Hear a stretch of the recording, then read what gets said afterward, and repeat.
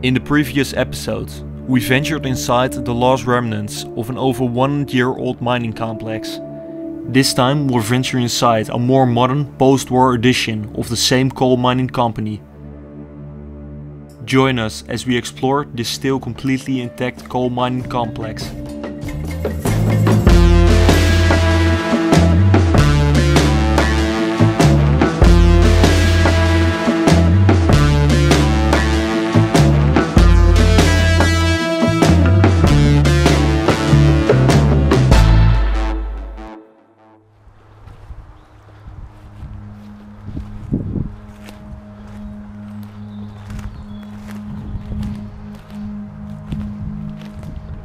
We began our adventure at one of the corners of the large complex.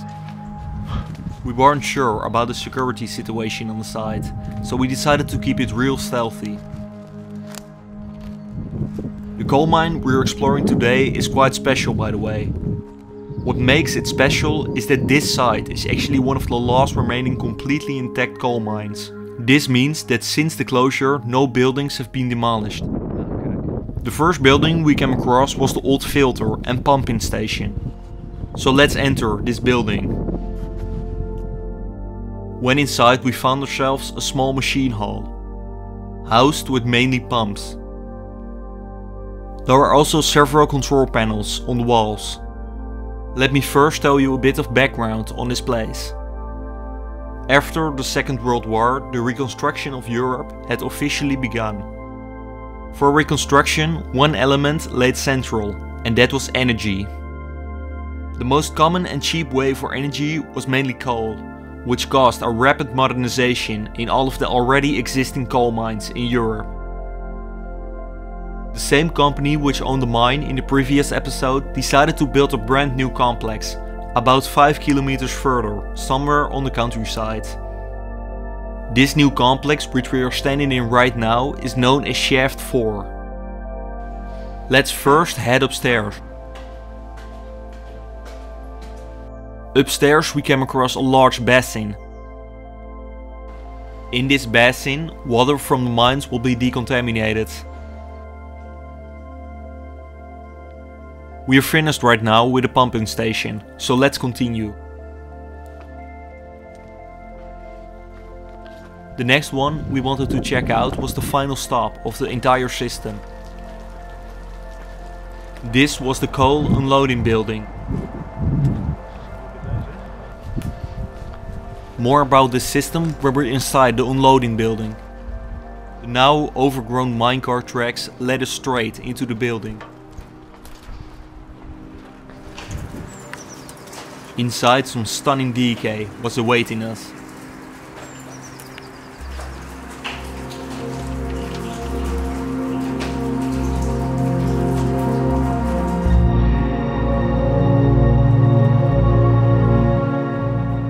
This is the former unloading station.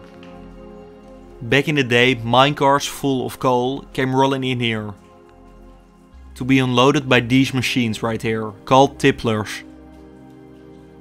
After that, a truck beneath the building would be filled with raw coal. Today, the once modern system is one big bulk of rust. Water is instead entering the coal unloading station. Next to the coal tippler was a small control booth. Located here were the controls for the system. It also included a broken chair and a radiator to keep the operator comfortable. Let's continue with some history. The site finally opened in the early 60s. The reason it was built was mainly to reduce the travel time for the miners. With the new shaft, the miners could immediately start excavating coal, instead of traveling a couple of hours underground. Not much happened here after the opening. It remained excavating coal on a stable basis.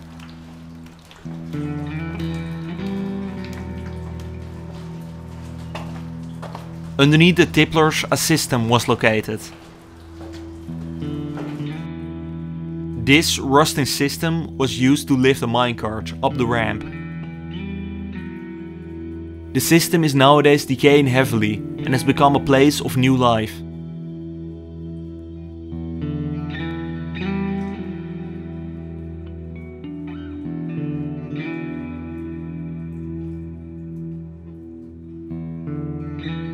What laid central in the mine was the shaft, of course.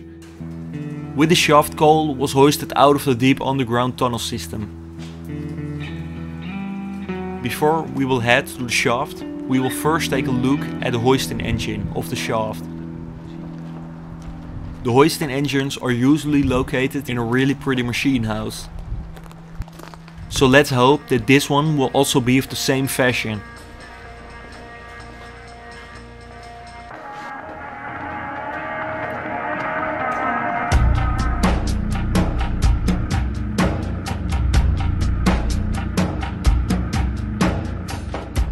Located in a mid-century designed machine house was a mint-colored AEG hoisting engine.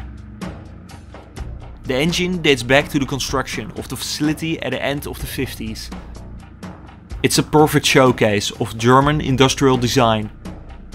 This all in a near perfect state, without any vandalism or scrapping. Just the natural decay of being forgotten over 20 years. The hoisting engine worked a bit like a lift, by the way. An electric engine powered a large wheel, which stored the large steel cable inside, which was able to lift the miners and coal out of the mine.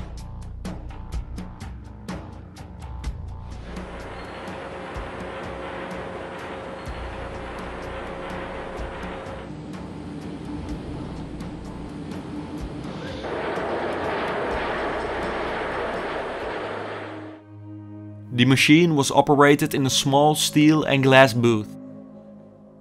Inside, a truly wonderful panel was located. Not much has changed here since the opening. It really is one of the best perspectives into the now fallen German coal mining industry.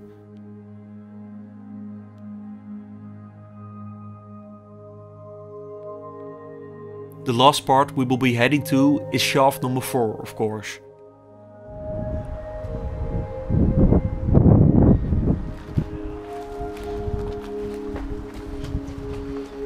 Through the now empty offices, we made our way to the base of the shaft. Behind what seemed to be some sort of reinforced blast door was the shaft.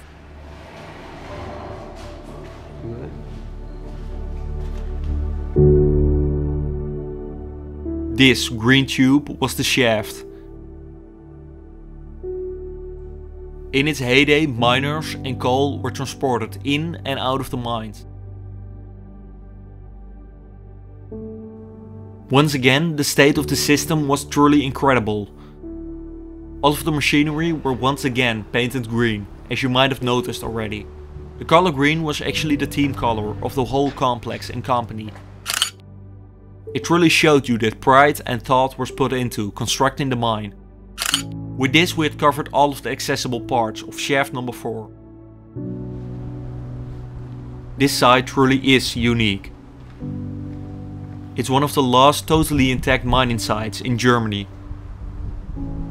It really gives you a unique look into the past of an industry, which nowadays does not exist anymore. The future of this site actually looks pretty bright.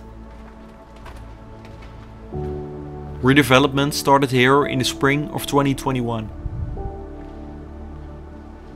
A couple of buildings even received monumental status, which means that it won't be demolished.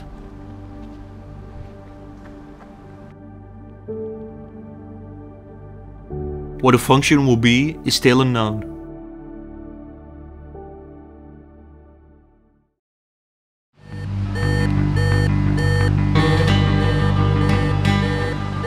Do you want to see early previews on what's coming next to the channel?